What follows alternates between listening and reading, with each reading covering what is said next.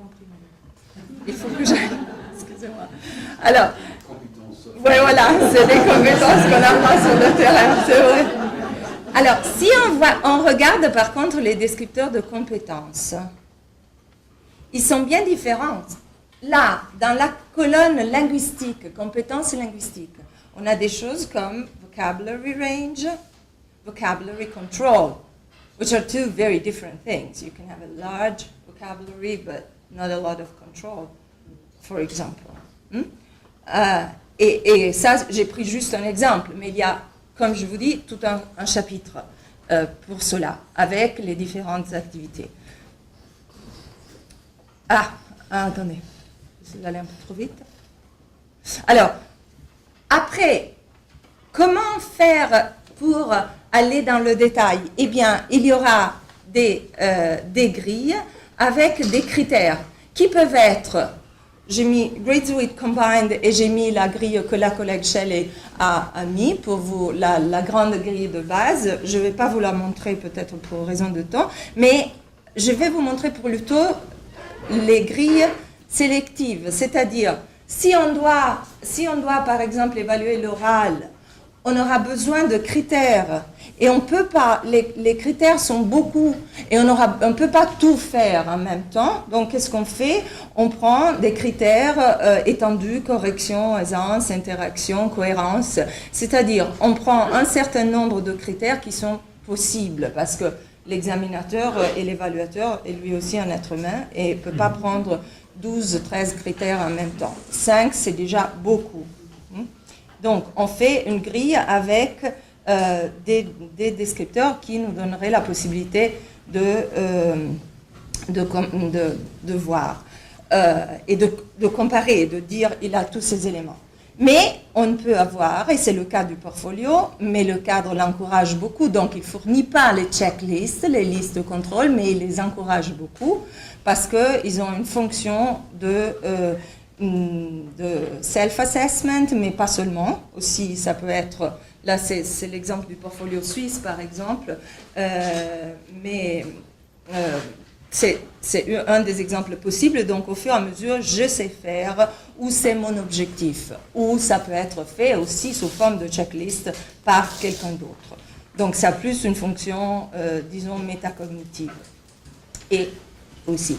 Et puis, on peut passer, il y a des descripteurs de stratégie, comme on a les descripteurs de compétences, et on a aussi des grilles vides, qui seraient les grilles qu'on trouve dans les portfolios, qui nous servent, qui sont basées sur le schéma que Shelley a montré, mais qui sont vides parce qu'il faut nous remplir les cases en fonction du niveau. Et ça aussi, ça sert pour donner un aspect visuel. Donc vous voyez, finalement, le cadre PROSE donne toute une série d'instruments qui ne sont pas toujours faciles à trouver et à discriminer. Ça, c'est vrai. C'est pour ça que, aussi bien les professeurs qu'on a interviewés, avec lesquels on a fait les focus group dans 4 pays européens, donc France, Pologne, Allemagne et Italie, que les professeurs canadiens, après, les professeurs européens par rapport au cadre, parce qu'eux, ils connaissaient, et ils avaient des doutes. Les autres ne connaissaient pas encore le cadre, mais ils avaient pratiquement des doutes par rapport à l'évaluation qui étaient tout à fait dans la même ligne, ce qui est très intéressant. Alors, le professeur doit donc rester sur prendre en compte tout cela, et le cadre nous dit il y a aussi les autres aspects. Il faut définir un niveau, il faut donner une note, et il faut respecter la norme qui est différente dans les différents pays et les différents milieux et environnements. Mais ce n'est pas tout, parce que les types d'évaluation, les typologies sont très nombreuses.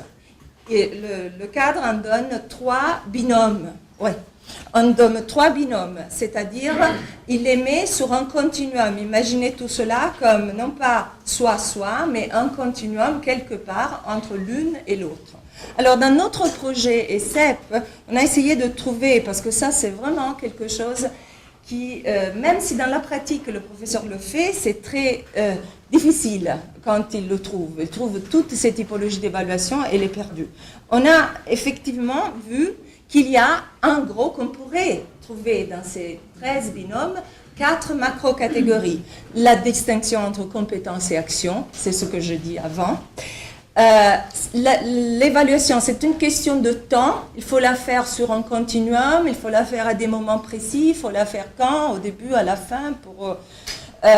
Le grand problème de l'objectivité dans l'évaluation, alors on l'a vu avec self-assessment, on a ce doute, mais aussi c'est une évaluation holistique ou alors c'est fait avec des critères bien spécifiques, tout ça renvoie à l'objectivité. Et puis une catégorie un peu plus hétéroclite, pourquoi, par qui et comment on la ferait, qui renvoie à évaluation formative, sommative, par exemple, l'a fait le professeur, l'a fait l'apprenant, et comment. Et j'ai essayé de mettre sous forme visuelle, vous voyez, donc les couleurs correspondent aux grandes macro-catégories. La bleue étant, par exemple, étant la question de l'objectivité. Impression, guided judgment, holistic analytic, series assessment, category assessment.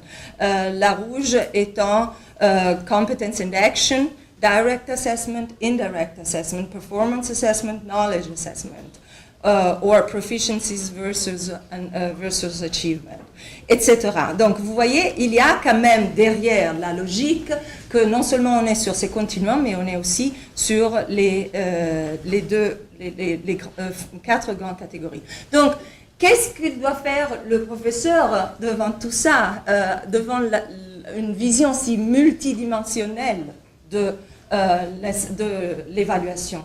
Eh bien, effectivement, il aura besoin déjà d'un outil comprehensive,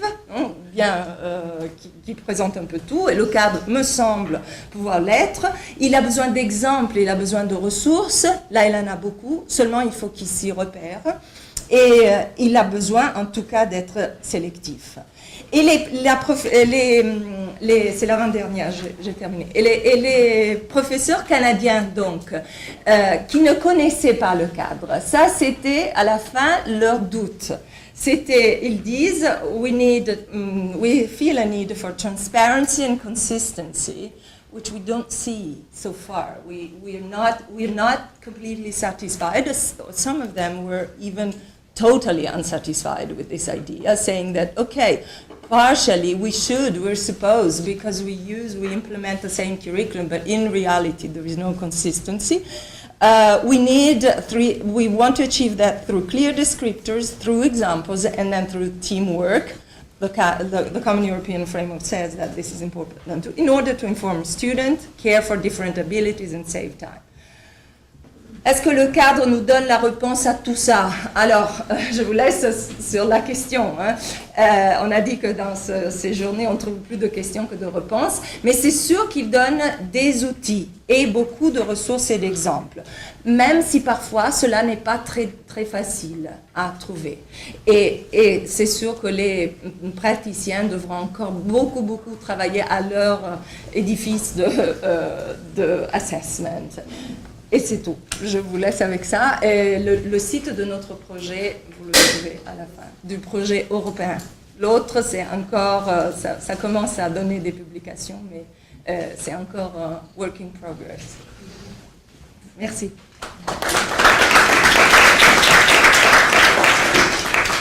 Is there one or two questions? It looks like there's one at the back.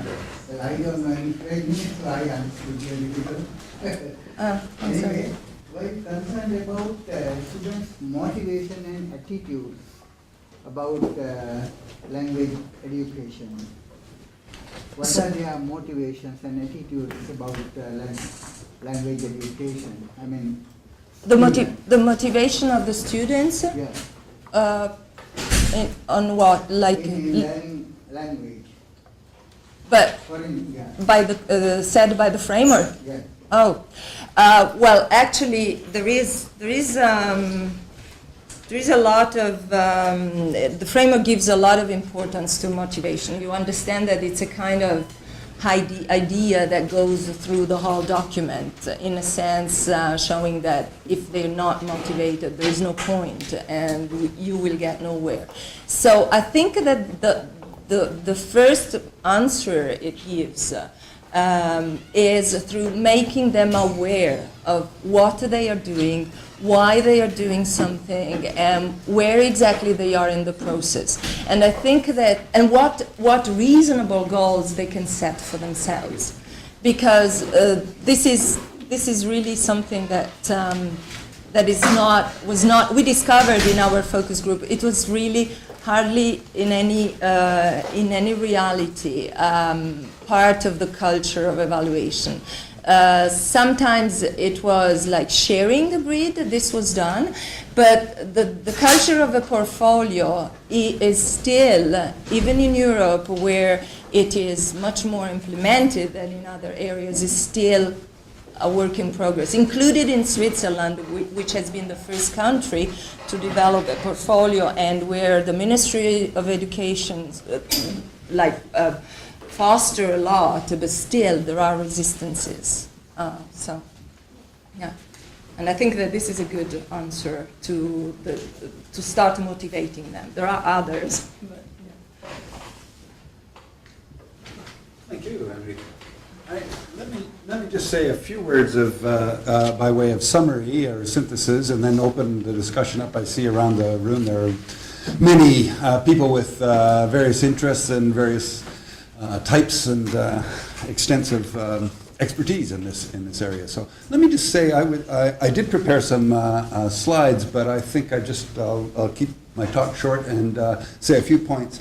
I'd invited each person to talk about applications, and I was impressed at the sort of range and extent of applications that people described in their experiences and their work.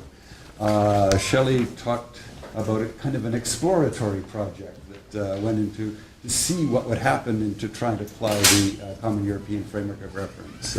Janice talked about an extraordinary range of, over many years, extensions of applications in a variety of different contexts. And Enrique talked about the interpreting and the multiplicity or the multiple complexities of assessment inherent in the Common European Framework.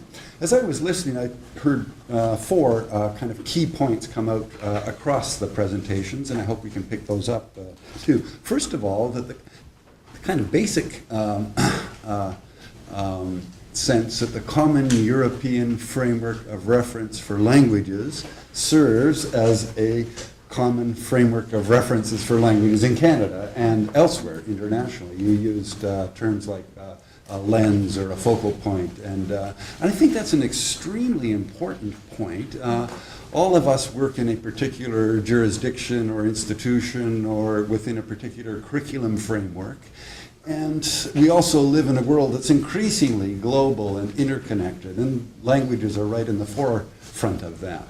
The Common European Framework, I think its fundamental value is that it's international, it's global, it interconnects around the world, and as Janice's projects made clear, it connects across different languages, different populations, different programs, and inherent just in this group of people that are in this room, I think that's its most fundamental value. It is a common framework of reference.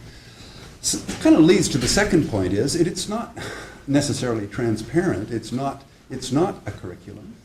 It's not an assessment instrument. It's a common framework of reference related to languages. And in every instance where somebody makes use of it, certain teachers, certain students, certain parents, certain language programs need to interpret and understand the framework and apply it to their own circumstances, their own interests. And I think that's a very fundamental point that we all need to make. It's a conceptual framework. It's not a curriculum. It's designed to serve as a basis for interpreting into a curriculum and for teaching and for assessment. But it's not an assessment instrument by any means, although one can, as several of you did, talk about certain levels like a B1 or a C1 and so on, and that becomes the point of framework of reference. But the precision of assessment is not there, and it never could be in a global context across multiple languages, across young students, across adults, different populations around the world. The point that sort of follows from that is that people need to interpret and receive some orientation, training, development. It's not